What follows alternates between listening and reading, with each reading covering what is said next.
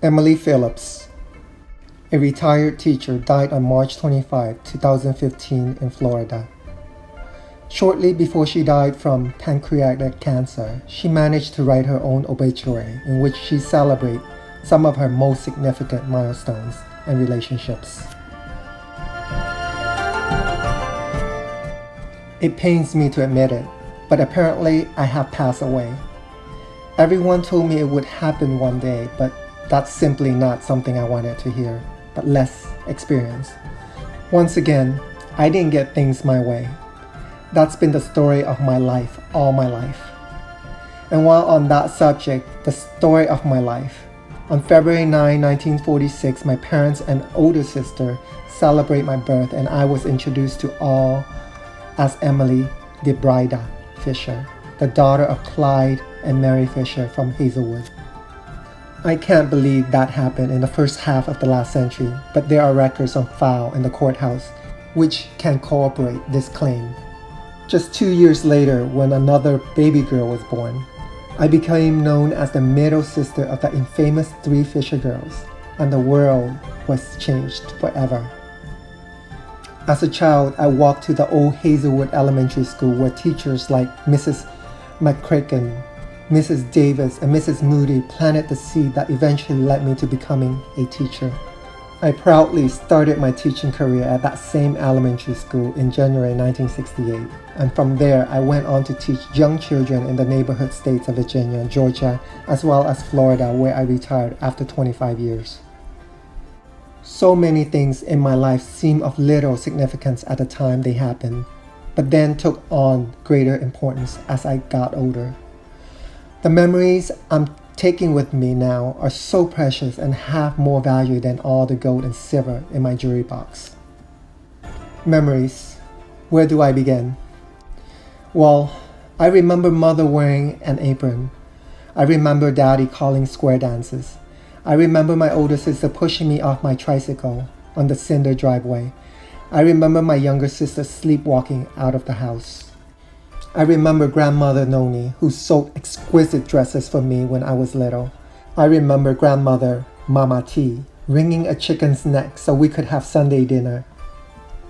I remember being the bride in our Tom Thumb wedding in first grade and performing skits for the 4-H club later in grade 5. I remember cutting small rosebuds still wet with dew to wear to school on spring's morning, and remember the smell of newly mowed grass. I remember the thrill of leading our high school band down King Street in New Orleans for Mardi Gras. I was head majorette. I remember representing Waynesville in the Miss North Carolina pageant. And yes, I throw my baton to the tune of Dixie. It could have been no other way. I married the man of my dream, tall, dark, and handsome, on December 16, 1967.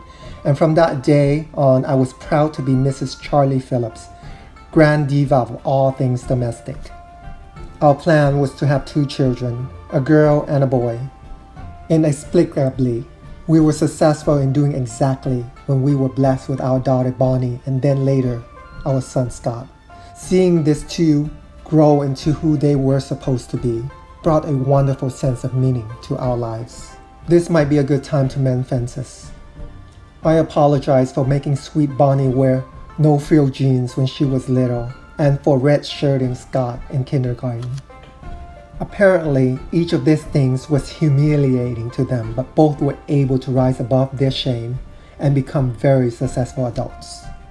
I'd also like to apologize to Mary Ann for tearing up her paper dolls and to Betsy for dating a guy she had a crush on.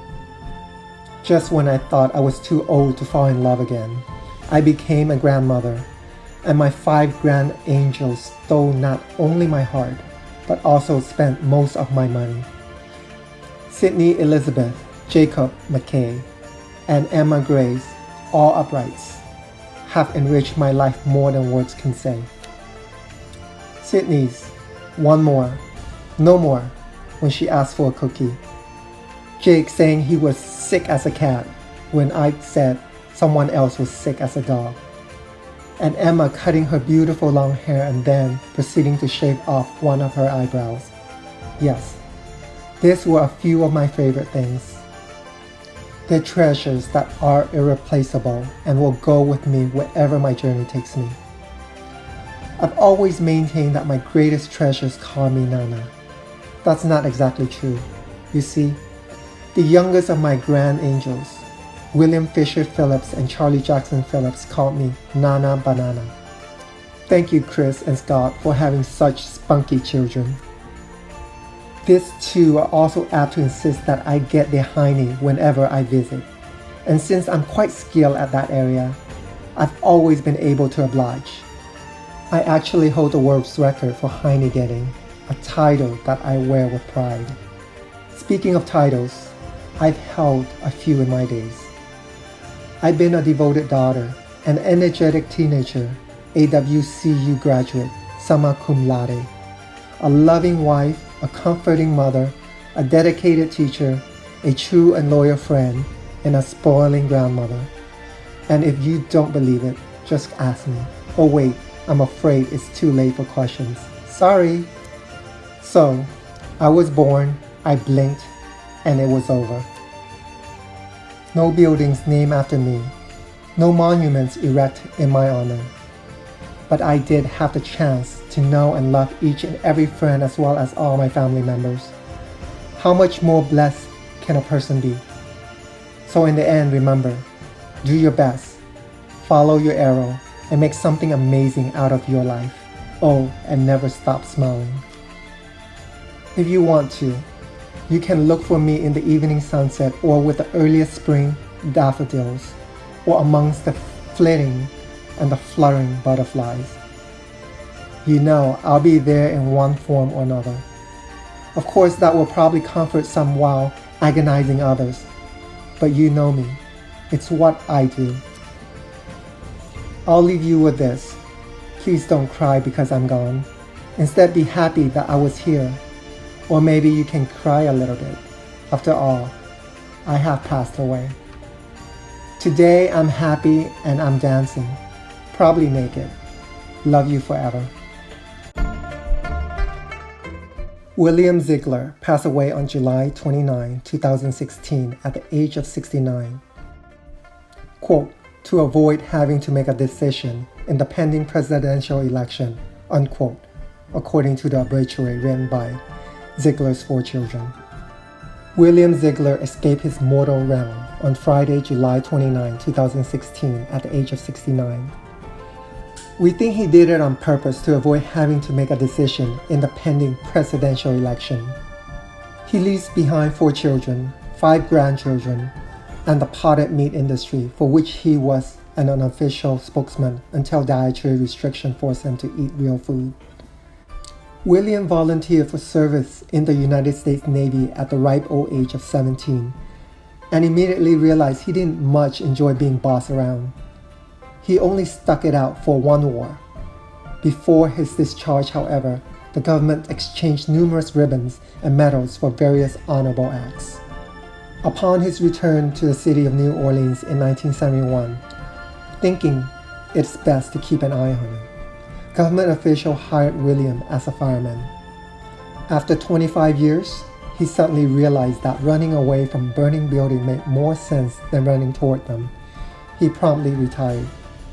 Looking back, William stated that there was no better group of morons and mental patients than those he had the privilege of serving with, except Bob. He never liked you, Bob. Following his wishes, there will not be a service, but well-wishers are encouraged to write a note of farewell on a Schaefer light beer can and can drink it in his honor. He was never one for sentiment or religiosity, and he wanted you to know that if he owes you a beer, and if you can find him in heaven, he will gladly allow you to buy him another. He can likely be found forwarding tasteless internet jokes. Check your spam folder, but don't open these at work. Expect to find an alcoholic dog named Judge passed out at his feet.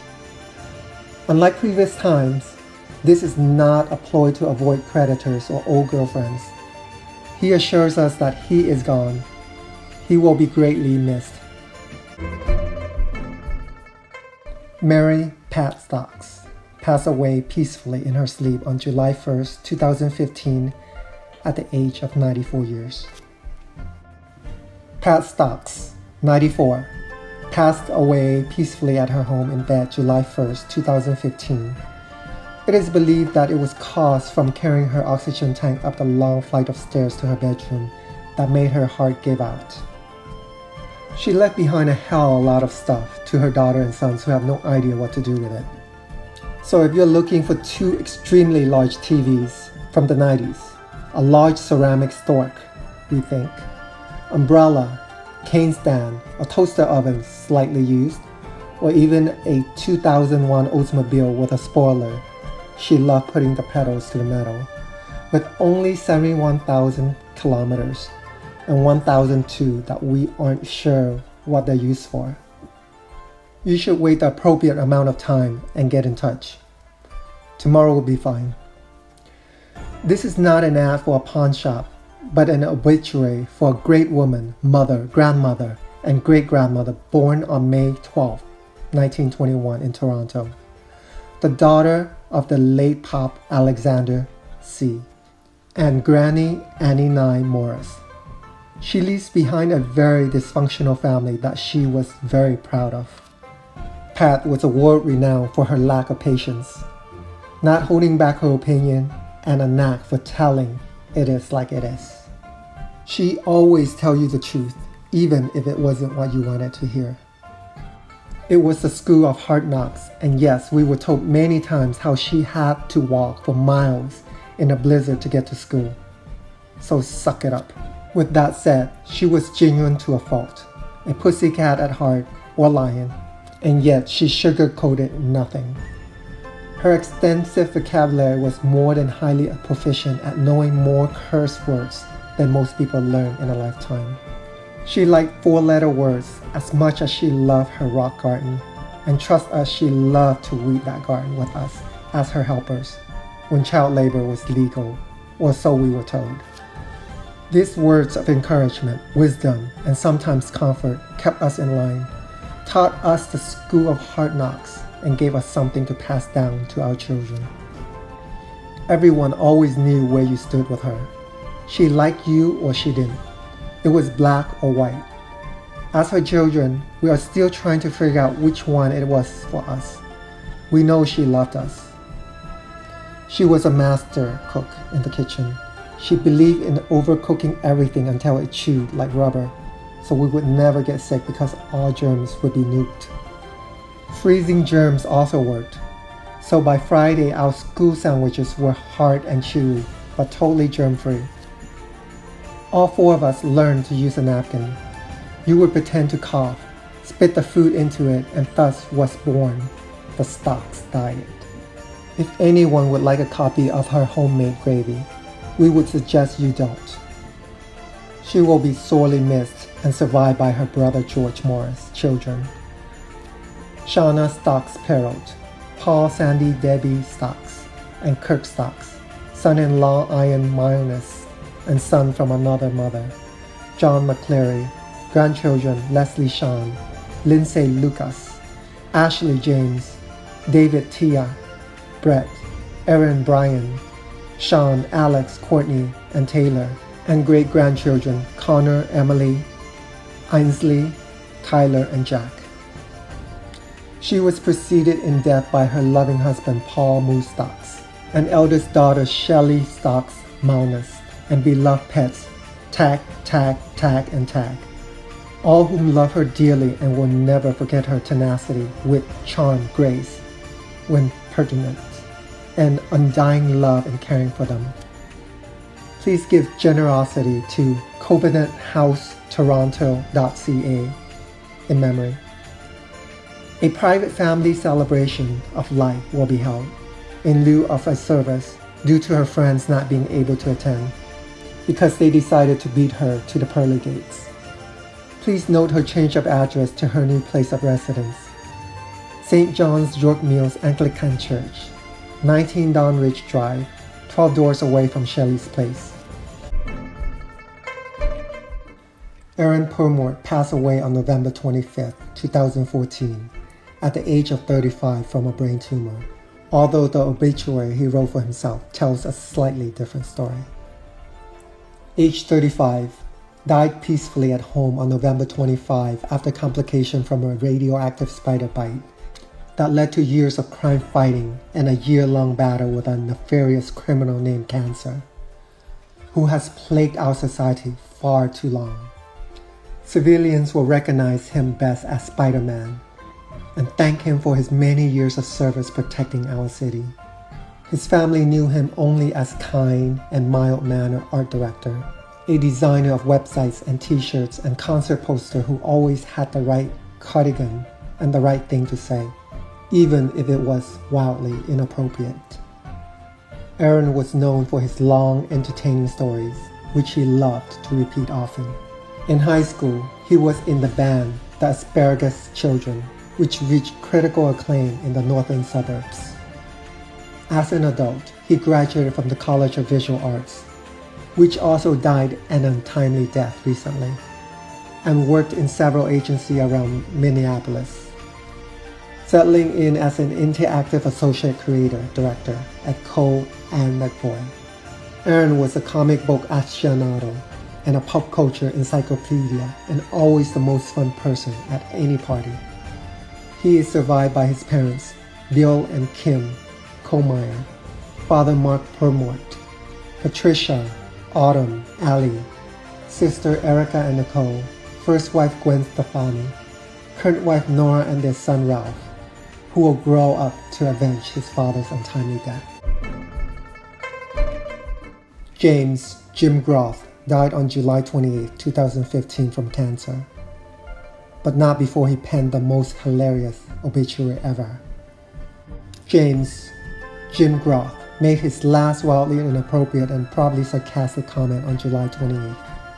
Jim was born and immediately duped our favorite child to John and Joanne Groth in March of 1963.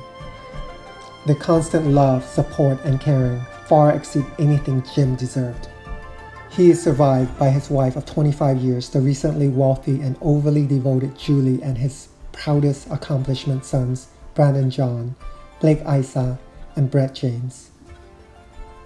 Additionally, he is survived by his much older sister Lisa Dickman of Why the Hell Do You Live There, Rhode Island, and younger brother John Groth of West Palm Beach, Florida. Jim's demise will now allow them to emerge from his shadow. A variety of nieces and nephews with mediocre upbringing would complete the list of those left to embellish his memory. Jim's employment history was standard: college recruiter, oyster shucker, YMCA executive director, and for the past 16 years, industrial construction project manager. He had two basic philosophies regarding work. Careers are for the unimaginative, and surround yourself with great people and stay the hell out of their way. His 30-plus years as a volunteer soccer coach from the kindergarten to high school level afforded hundreds of children and parents exposure to Jim's unique personality. Half a dozen or so of these folks might speak of him fondly if pressed. Jim died knowing that Monty Python and the Holy Grail was the best movie ever. Bruce Springsteen, best recording artist. Clint Eastwood, the baddest man on the planet, and that chicks dig El Caminos. His regrets were few, but include eating a rotisserie hot dog from a convenience store in the summer of 2002, not train his faithful dog Rita to detect cancer, and that no video evidence exists of his prowess on the soccer field or in the bedroom. Although a less than average lifespan, Jim did not live an average life.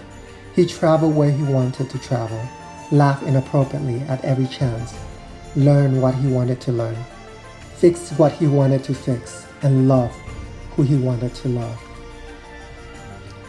Cremation will take place in the family's convenience, and his ashes will be kept around as long as they match the decor. Visitation will begin on Saturday, August 1st, 2015 at 9 a.m. until 12 p.m. with a memorial service to begin at 12 p.m. at Hickson Funeral Home in Moss Bluff, Los Angeles. Don't be late. In lieu of flowers, donation may be made to Heart of Hospice, 750 Bayou Pines East, Suite A, Lake Charles, Los Angeles, 70601. Anyone wearing black will not be admitted to the memorial. Johanna R. Scarpitti shared a love for the film The Wizard of Oz with her daughter Sue, passed away suddenly on August 1st, 2014 from a form of lung disease. Ding dong, the witch is dead, but the memory of our mother lives on. Johanna Scarpitti, age 70, of Newcastle, Delaware, passed away unexpectedly August 1st, 2014 at her summer home. Johanna was a kind-hearted woman, a loving mother and wife who spoiled her grandchildren without complaint. She was sweet with a side of zest. Johanna loved the beach, boating, kayaking, and that incredible drink from the Lazy Lizard. She will be incredibly missed by all who knew her, a whole bunch. She is survived by her husband of 46 years, Joseph, her children, William Scarpitti, Nicole Vaughn, Laxage, and Asanta Mark Lucy, and grandchildren, Jacqueline Sean Rash, Nathan, Dylan, Catherine, Anna, Jillian, Joseph, Brian, and Courtney. Angus Brian McDonald died on March 25, 2016.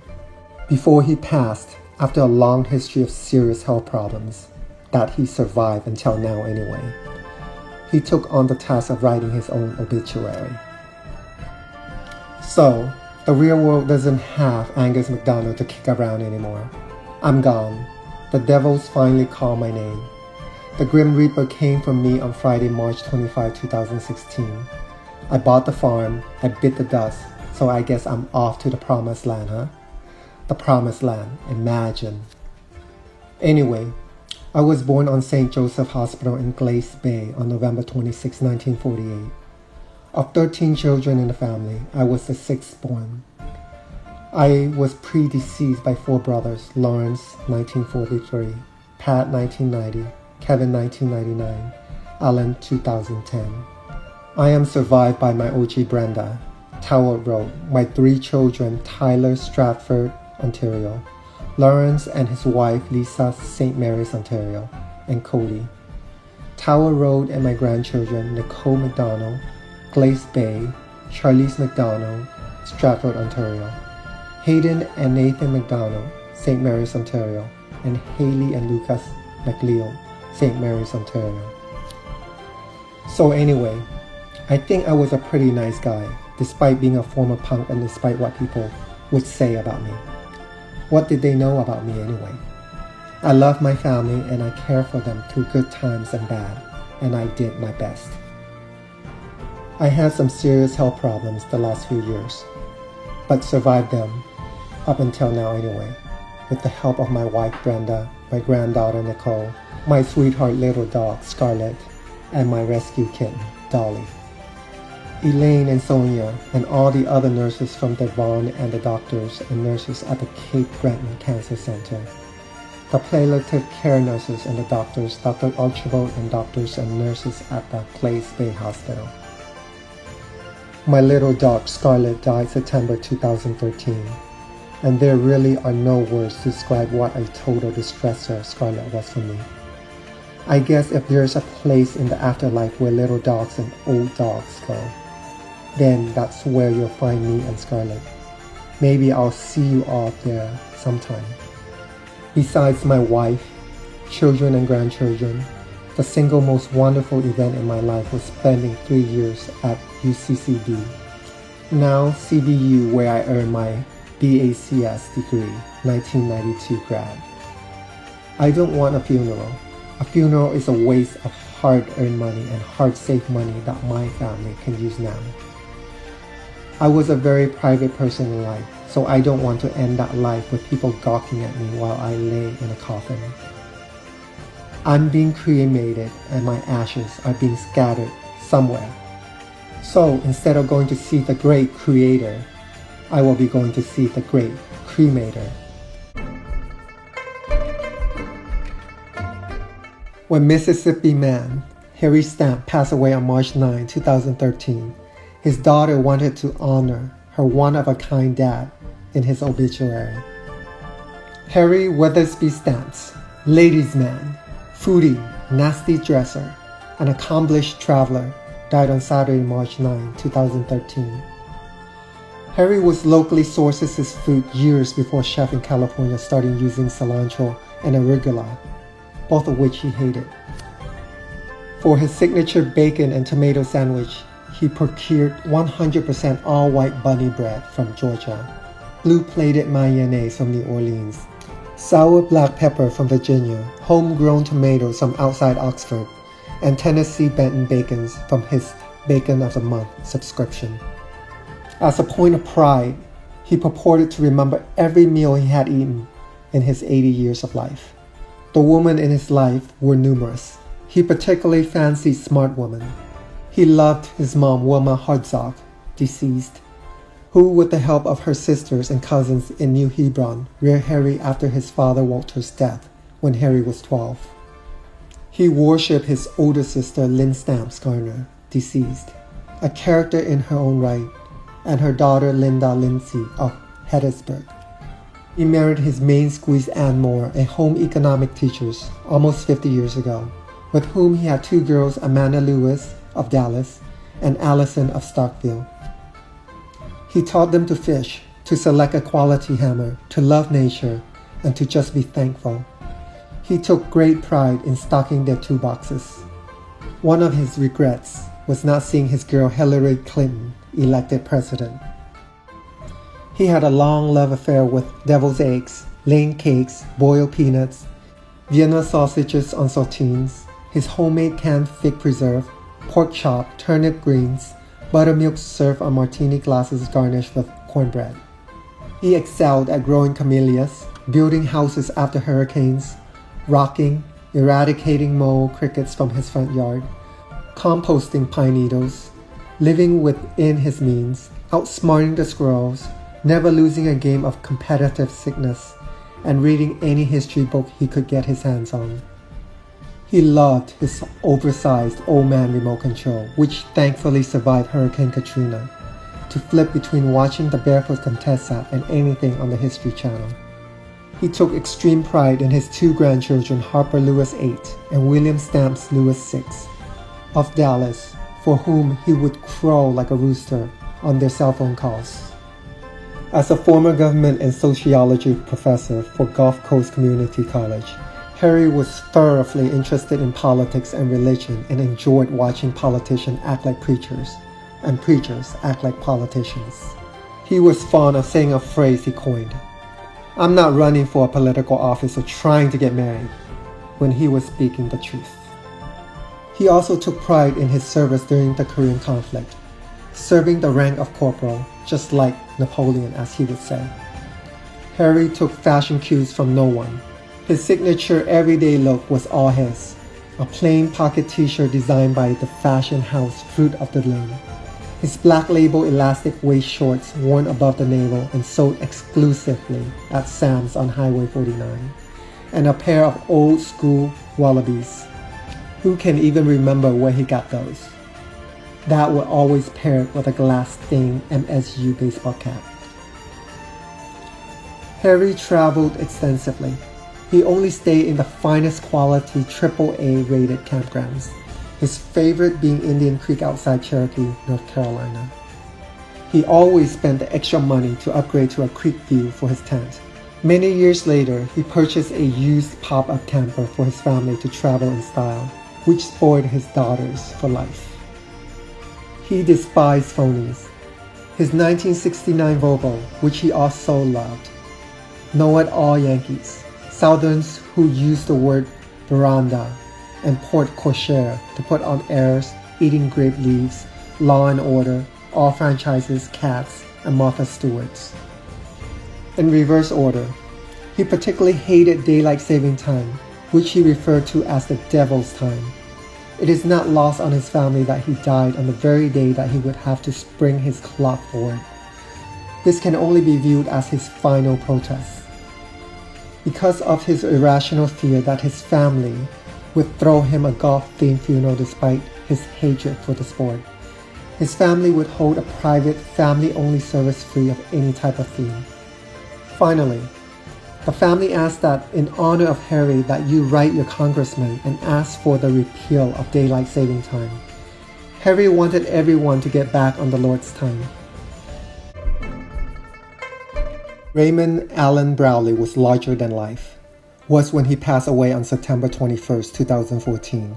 His family felt that his obituary should reflect that fact. Raymond Allen Brownley of Pittsburgh, Ingram Borough, Pennsylvania, died on September 21, 2014, at the age of 82. But his larger-than-life persona and trademark stubbornness will not be forgotten. He was born on December 30, 1931, in McKee Rocks, Pennsylvania. He was the youngest son of the William Franklin Brownley, born on October 28, 1894, in Newton, Virginia, and died October 1, 1977 in Pittsburgh, Pennsylvania. And Lucille Beverly Fauntleroy Brownley, born February 14, 1896, in King William, Virginia, and died October 8, 1956, in McKees Rock, Pennsylvania. Affectionately known as Big Al by his family and many friends, he was a plumber by trade, a tremendous gardener, and an avid hunter. He also enjoyed fishing and proudly displayed the stuffed barracuda he caught back in 1965, much to the dismay of his wife, Agnes Brownley, to whom he was married to for 24 years. He despised canned cranberry sauce, wearing shorts, cigarette butts in his driveway, oatmeal, loudmouth know-it-alls, tobacco sauce, reality TV shows, and anything to do with the Kardashians. Big Al has many loves too. He loved his wife, Agnes Brownley, who preceded him in death in 1990. He also dearly loved his children and grandchildren.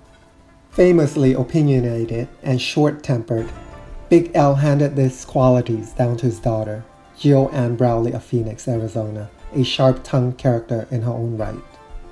Attending trade school to be a plumber instead of going to college, Big Al's strong work ethic and keen sense of wisely saving and investing his money lived on with his son, Jeffrey Allen Brownley, Jill Schranfenick Brownley of New York. He took extreme pride in his two adorable grandchildren, Derek Brownley 5 and Alexis Brownley 3, who affectionately call him Grandpa Al.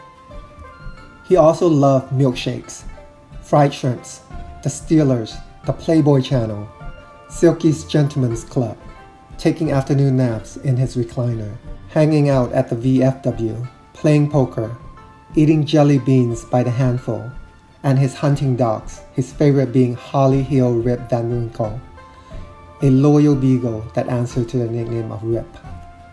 Big Al was world-renowned for his lack of patience, not holding back his opinion, and a knack for telling it is like it is. He was highly proficient at cursing. He liked his four-letter words just about as much as four-wheel drive pickup trucks.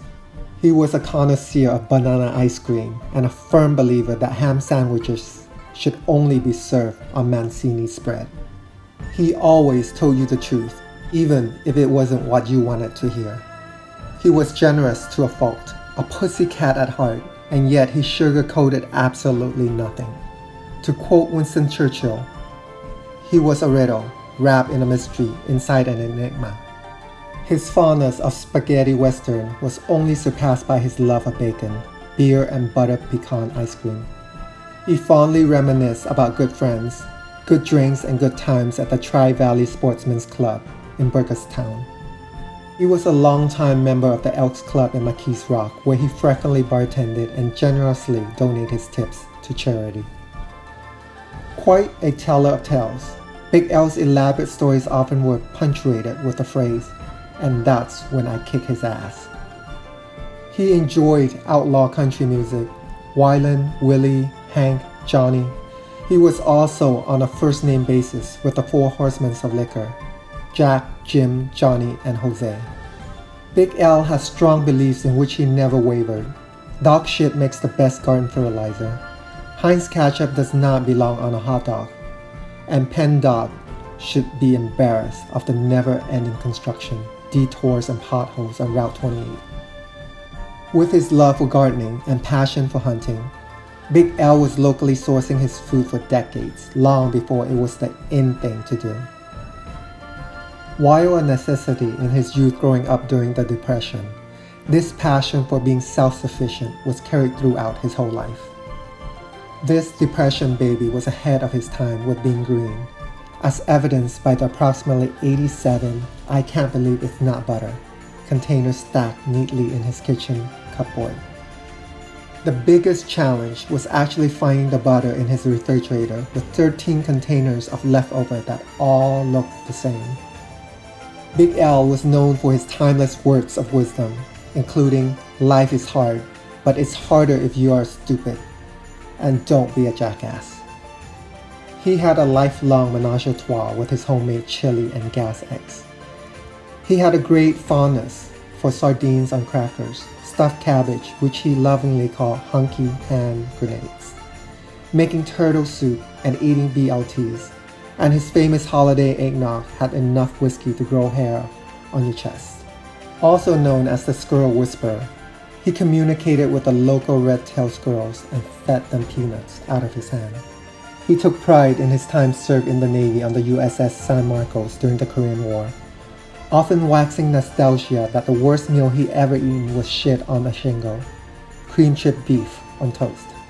His mantra of a girl in every port often led to a fight in every port. With a stink eye towards organized religion, Big L was more spiritual than religious and enjoyed reading the Bible before bed each night and watching church on TV every Sunday morning. What he lacked in stature, he compensated with an overabundance of charisma, charm, and feistiness. Big L took fashion advice from no one.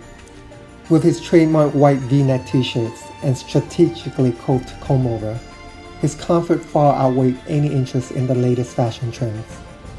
He was well stocked with white shoe polish to keep his tennis shoes looking pristine for prime rib dinners at Longhorn Steakhouse. In the last few years, Big L's short-term memory loss was getting the best of him.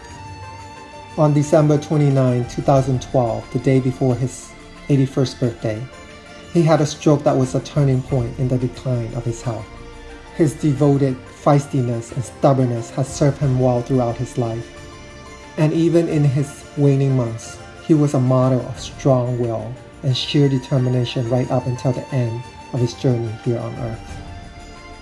He will be greatly missed and fondly remembered by many friends, neighbors, nieces, nephews, and bunheads. Also preceding Big L's in death were his older siblings, William Franklin Brownley Jr., Robert Fauntleroy Brownley, Richard Leonard Brownley, Virginia Lee Brownley Barnes, and Louis Beverly Brownley Kindle. Tremendous heartfelt thanks to the Stacy Shelford and Barb Casey, truly compassionate and exceptional hospice nurses at Via Quest Hospice, as well as Lenise Butler, who provided much more than just comfort for Big Al, but also provided a sense of humor, peace, and tranquility during his transition from his life into the next. Mary Agnes Mullaney, affectionately known as Pink, passed away on September 1st, 2013 at 85 years old. If you're about to throw away an old pair of pantyhose, stop. Consider Mary Agnes Mullaney. You probably knew her as Pink, who entered eternal life on Sunday, September 1st, 2013. Her spirit is carried on by her 6 children, 17 grandchildren, 3 surviving siblings in New Jersey, and an extended family of relations and friends from every walk of life. We were blessed to learn many valuable lessons from Pink during her 85 years. Among them, never throw away old pantyhose. Use the old ones to tie gutters, childproof cabinets, tie toilet flappers, or hang Christmas ornaments. Also, if a possum takes up residence in your shed, grab a barbecue brush to coax him out. If he doesn't leave, brush him for 25 minutes and let him stay. Let a dog or 2 or 3 share your bed. Say the rosary while you walk them. Go to church with a chicken sandwich in your purse. Cry at the consecration every time. Give the chicken sandwich to your homeless friend after Mass. Go to a nursing home and kiss everyone. When you learn someone's name, share their patron saint story and their feast day so you can celebrate. Invite new friends to Thanksgiving dinner. If they are from another country and you have trouble understanding them, learn to listen with an accent.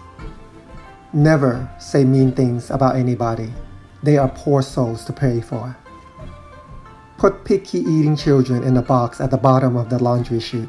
Tell them they are hungry lions in a cage and feed them veggies through the slats. Correspond with the imprisoned and have lunch with the cognitively challenged. Do the jumbo every morning. Keep the car keys under the front seat so they don't get lost. Make the car dance by lightly tapping the brakes to the beat of songs on the radio. Offer rides to people carrying a big load or caught in the rain or summer heat. Believe the hitchhiker you pick up who say he is a landscaper and his name is Pete Moss. Help everyone struggling to get their kids into a car or shopping cart or across a parking lot. Give to every charity that asks. Choose to believe the best about what they do with your money, no matter what your children say they discovered online. Allow the homeless to keep warm in your car while you are at Mass. Take magazines you've already read to your doctor's office for others to enjoy. Do not tear off the mailing label, because if someone wants to contact you, that would be nice. In her lifetime, Pink made contact time after time. Those who have taken her lessons to heart will continue to ensure that a cold drink will be left for the overheated garbage collector and mail carrier. Every baby will be kissed. Every nursing home resident will be visited. The hungry will have a sandwich. The guests will have a warm bed and soft nightlight. And the encroaching possum will know the soothing sensation of a barbecue brush upon its back. Above all, Pink wrote to everyone about everything. You may read this and recall a letter from her that touched your heart, tickle your funny bone, or maybe made you say, huh? She is survived by her children and grandchildren whose photos she would share with prospective friends in the checkout line. Tim, wife Janice, children Timmy, Joey, TJ, Mickey, and Danny. Kevin, wife Kathy, children Casey, Ryan, Jordan, and Kevin. Jerry, wife Gita, children Nisha and Catherine. Marianne, Peter, wife Maria Jose, children Rodrigo and Paulo. And Meg, husband David Vartanian, children Peter, Lily, Jerry, and Blaze. Siblings Anne, Helen, and Robert. And many in-laws, nieces, nephews, friends, and family too numerous to list, but not forgotten. Pink is reunited with her husband and favorite dance and political debate partner, Dr. Gerald L. Mullaney, and is predeceased by 6 siblings. Val Patterson died from throat cancer on July 10, 2012.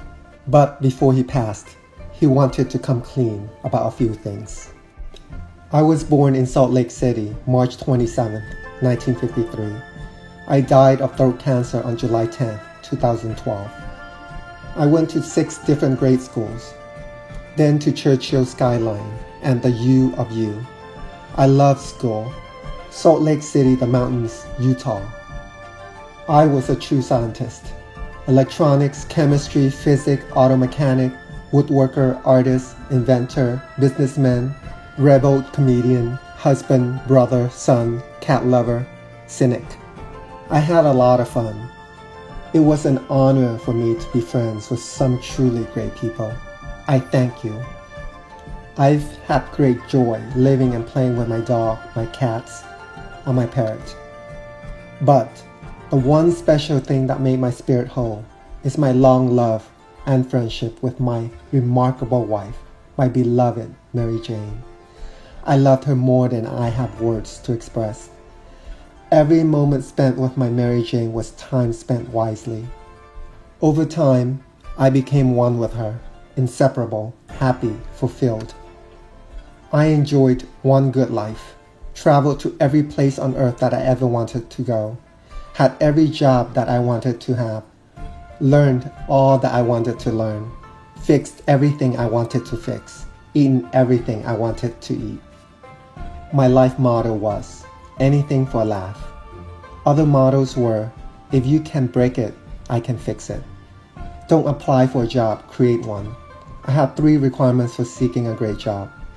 1. All glory. 2. Top play. 3. No work. Now that I have gone to my reward, I have confession and things I should now say. As it turns out, I am the guy who stole the safe from the Motorview Drive-In back in June 1971. I could have left that unsaid, but I wanted to get it off my chest.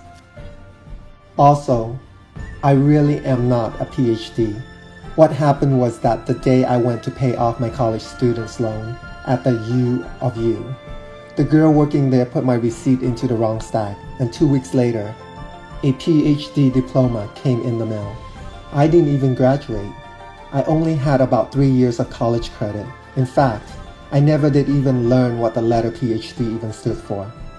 For all of the electronic engineers I've worked with, I'm sorry, but you have to admit my designs always worked very well and were well engineered, and I always made you laugh at work.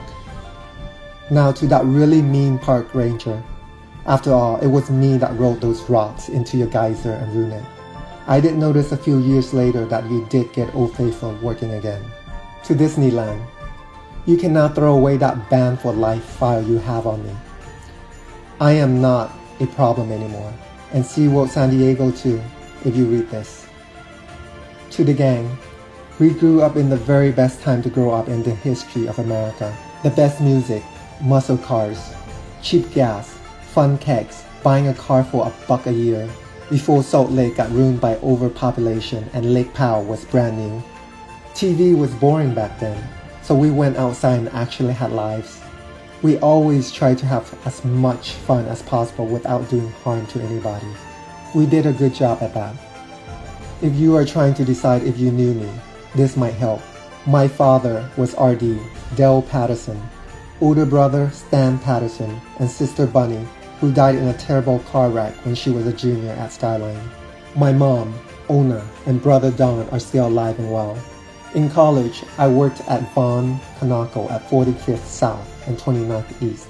Mary and I are the ones who worked in Saudi Arabia for 8 years when we were young. My regret is that I felt invincible when I was young and smoked cigarettes when I knew they were bad for me.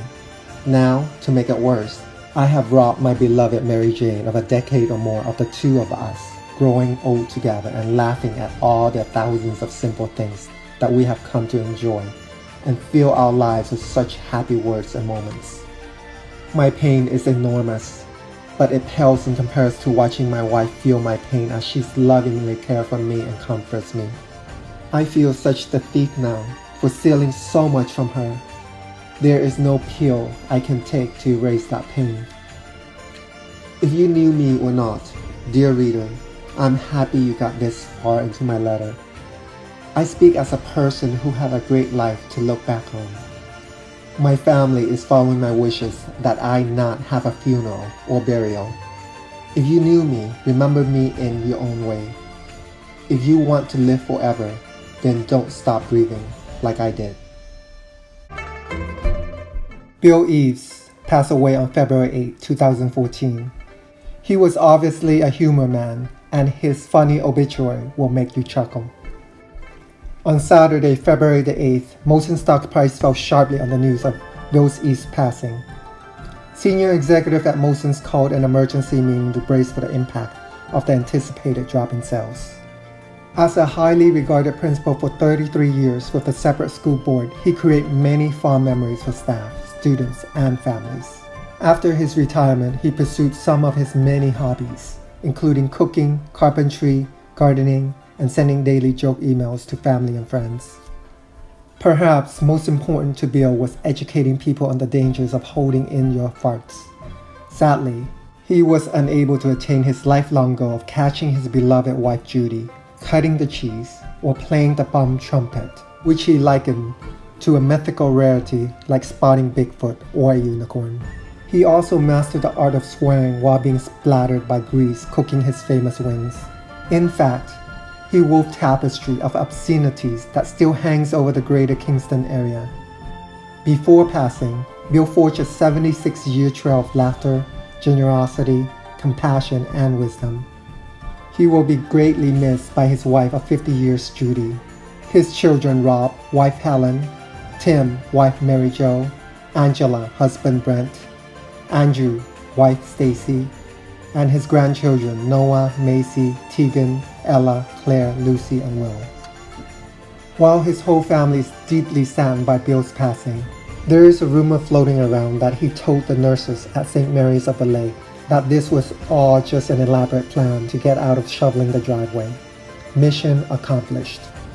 On a serious note, we would like to extend our most sincere thanks to Dr. Ansley Alexander and the staff at KGH McDonald 9 and Dr. Stewart and the staff of 2 South at St. Mary's of the Lake for the amazing care given and the compassion shown in Bill's final days.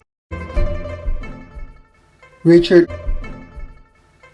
Norton Bacon may have left the building, but he was sure to leave us laughing after reading his funny obituary. Richard Norton Bacon, aka Rick, of Lumberton, has left the building. His friends will tell you he's in a better place. The rest will say they can smell the bacon burning. He is stress-free and at peace. The curtain came down on Thursday night at Southeastern Regional Medical Center. He is survived by his loving wife of 29 years, Candace Smith Bacon. He is also survived by his son Jonathan Bacon and wife Beth of High Point, daughter Melody Curse of Rock Hill, South Carolina, and son Brian Curse and wife Liz of Raleigh. 5 grandchildren made his life better with their visits. Rick loved dogs. Trixie, Richie, James Brown Beans, and Mr. Wu were the last in a long line of hairy hogs that share his bed and his affection. He was born in Auburn, New York, July 16, 1947, the son of the late Elizabeth Dunster Bacon and Frederick Neil Bacon. He was also predeceased by a brother, Ted. He drifted south from upstate New York in 1962 to the mountains of North Carolina, where he graduated without honors in the class of 65 at East Yancey High School. After one undistinguished year at the University of North Carolina, Chapel Hill, Rick enlisted in the United States Air Force. He became a Morse intercept operator and spent 2.5 years overseeing Turkey and Italy. After another failed college attempt at Mars Hill College, Rick got his start in media at WKYK Radio. In Burnsville, North Carolina, from radio it was on to newspaper, where Rick spent 26 years publishing newspapers, moving from state to state looking for a town that would keep him. From Spruce Pine, North Carolina to Barnesville, South Carolina to Lake City, Florida, he survived buying a Buick LeSabre, the official car of geezers, and a heart attack that convinced him it was time to leave Florida unless he wanted to die young. He headed back to North Carolina to live and work in Rockingham and Liberton, where he had a good life. Rick was a Rotarian for over 25 years. He served as president of the Rockingham Rotary Club in 2012 to 2013 and was proud of the work that the Rotary did in the community and around the world. He was a 2-time Paul Harris Fellow. In March of 2014, Rick was diagnosed with lung cancer. He celebrated with yet another trip to a Cincinnati Reds game. If you knew Rick, you knew that he was a loyal Reds fan since the late 50s, without ever living a day in Ohio. He often said, "There's no explaining taste." Cremation will take place at the family's convenience, and his ashes will be kept in an urn, passed from family member to family member until no one can remember what's in the jar. Everyone who remembers Rick is asked to celebrate his life in their own ways, telling a "he wasn't so bad" or "what an ass" story of their choosing. Boiled shrimp and a beverage of your choice should be part of any celebration. Instead of flowers, Rick would hope that you would do an unexpected act of kindness for some less fortunate soul. Rick liked to buy food for the car behind him in the drive-through lane, or a meal for a military couple. if he could do it without them knowing who paid. That's a lot cheaper than flowers.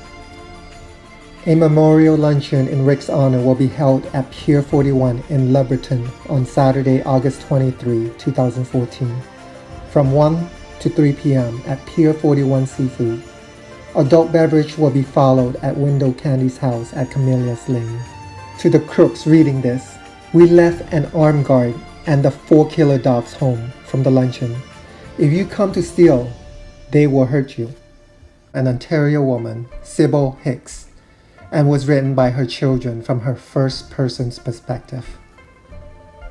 Sybil Mary Hicks. It hurts me to admit it, but I, Mrs. Ron Hicks from Batesville, has passed away.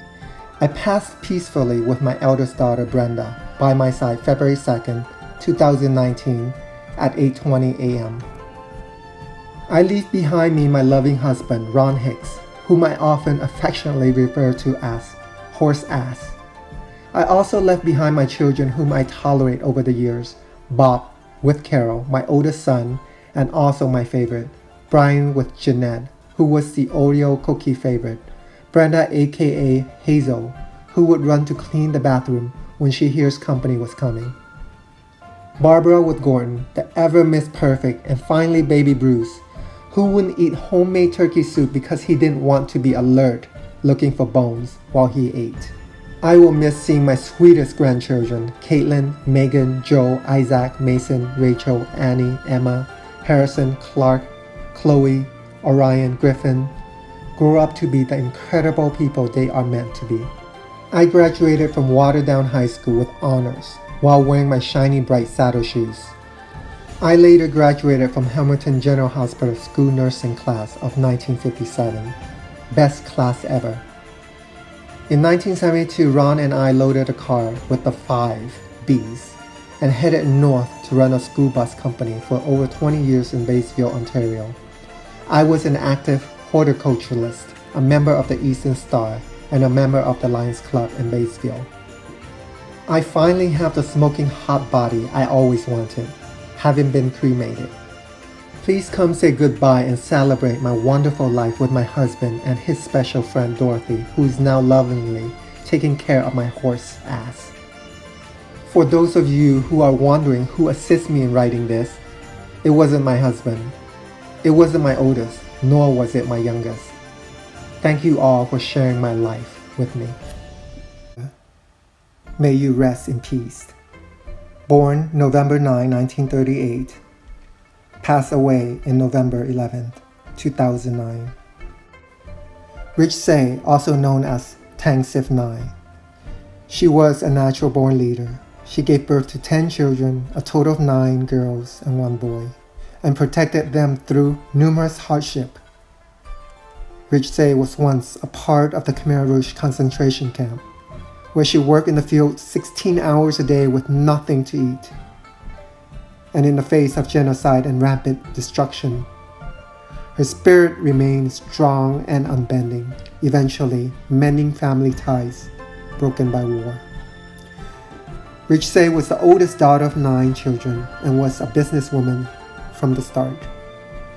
Her accomplishments include running a successful pharmacy in Cambodia and Vietnam, creating a successful bakery in Malaysia and another bakery in the Philippines. She set foot on American ground in 1984, and so began the next chapter of her life. Rich Say loved to dance, known for her active lifestyle. She enjoyed bowling and exercising at the park with friends. As a devoted Buddhist, she had numerous statues of the gods to whom she prayed diligently. She made it her purpose to support both her temple and the community. Rich Say left this world loved and cherished. Even after death, her memory remains in the heart of those left behind. Forever cherished and beloved, may she rest in peace. Holly Blair. Holly Blair exploded into glitter and bats on August 17, 2020. She is survived by 4 spoiled cats and 2 stinky dogs, 3 bad birds, a turtle, and an utterly useless frog named Fred. as well as 3 children and a husband of little to no importance. Her remains will be interred under a tree with the ridiculous multitude of animals she rescued, both wild and domestic. Her future plans include drinking beer with Terry Pratchett and flying across the moon on her broomstick on Halloween. She has also promised to communicate with us from beyond via the cockatiel psych. We ask that everyone carve extra jack-o'-lanterns on Halloween this year, in her honor. All hail the Wicked Witch of Juniper Road. Renay Mandel Corren. A plus-size Jewish lady redneck died in El Paso on Saturday. Of itself hardly news, or good news if you're the type that subscribes to the notion that anybody not named you dying in El Paso, Texas is good news. In which case, I got good news for you. The baldy, fertile, red-headed matriarch of a sprawling Jewish-Mexican redneck American family has kicked it. This was not good news to Renay Mandel Corren's many surviving children, grandchildren, and great-grandchildren, many of whom she even knew and, in her own way, loved. There will be much mourning in the many glamorous locales she went bankrupt in. McKeesport, Pennsylvania, Renay's birthplace and where she first fell in love with ham and atheism. Fayetteville and Kill Devil Hills, North Carolina, where Renay's dream, credit rating, and marriage are all buried. And of course Miami, Florida, where Renay's parents, uncles, aunts, and eternal hopes of all Miami Dolphin fans everywhere are all buried pretty deep. Renay was preceded in death by Don Shula. Because she was my mother, the death of Zactive Goodtime gal Renay Corren at the impossible old age of 84 is newsworthy to me, and I treated it with the same respect and reverence she had for, well, nothing. A more disrespectful, trash-reading, talking, and watching woman in North Carolina, Florida, or Texas was not to be found. Hers was an itinerant, much-lived life, a Yankee Florida liberal Jewish tough gal who bowed him in Japan, rolled him in North Carolina, and was a singular unique parent. Often frustrated by the stifling conservative culture of the South, Renay turned her voracious mind to the home front, becoming a model stay-at-home parent, a supermom, really. Just a perfect PTA lady, volunteered amateur baker, and just kidding y'all. Renay, Rosie to her friends, and this was a broad who never met a stranger. Worked double shift with Doreen, ate ton of carbs with Bernie, and could occasionally be stirred to stew some stuffed cabbage for the kids. She played cards like a shark, bowled and played cribbage like a pro, and laughed with the boys until the wee hours, long after the last pin dropped. At one point in the 1980s, Renay was the 11th or 12th ranked woman in cribbage in America. And while that could be a lie, it sounds great in print. She also told us she came up with the name for Sunoco, and I choose to believe this too. Yes, Renay lied a lot, but on the plus side, Renay didn't cook, she didn't clean, and she was lousy with money too. Here's what Renay was great at: dyeing her red roots, weekly manicures, dirty jokes, pier fishing, rolling joints, and buying dirty magazines. She said she read them for the articles, but filthy free speech was really Renay's things. Hers was a boldy, rowdy, life lived large, broke and loud. We thought Renay could not be killed. God knows, people tried, a lot. Renay has been toying with death for decades, but always beating it and running off in her silver Chevy Nova. COVID couldn't kill Renay, neither could pneumonia twice, infections, blood clots, bad feet, breast cancer twice, 2 mastectomies, 2 recessions, multiple bankruptcies, marriage to a philandering sergeant major, divorce in the 70s, 6 kids, 1 cesarean, a few abortions from the quietly famous abortionist of Spring Lake, North Carolina, or an affair with Larry King in the 60s. Renay was preceded in death by her ex-boyfriend, Larry King, Renay was also sadly preceded in death by her beloved daughter, Kathy Sue Corren Lester Tremel Webster, of Kill Devil Hills, North Carolina, who herself was preceded in death by 2 marriages, a fudge shop, and 1 eyeball loss in her near-fatal Pepsi bottle incident that will absolutely be explored in future obituaries. Losing her one-eye badass bee of a daughter in 2007 devastated Renay, but it's also made her quite homeless, since Kathy pretty much picked up the tab. A talented and gracious grifter, Renay M. Corren egged out her final years of luxury. She literally retired at 62 under the care, compassion, and checking accounts, and evidently unlimited patience of her favorite son and daughter-in-law, Michael and Lourdes Corren, of world-famous cow sanctuary El Paso, Texas. Renay is also survived by her son, Jeffrey Corren, and his endlessly tolerant wife, Shirley. Of Powell's Point, North Carolina, Scott Corren and what's left of his colon. Of Hampton, Virginia, Mark and Lauren Corren, the loveliest dirt farmer of Vernon, Texas. Seriously, where's that? And her favorite son, the gay one who writes catty obituaries in his spare time, Andy Corren of obviously New York City. Plus 2 beloved granddogs, Mia and Hudson. Renay was particularly close to and grateful for the lavish attention of her granddaughter, Perla, and her great-grandchildren, Elijah and Leroy, as well as her constant cruise companion Sam Trammell of Greenville, North Carolina, and Adam Corren of El Paso, Texas.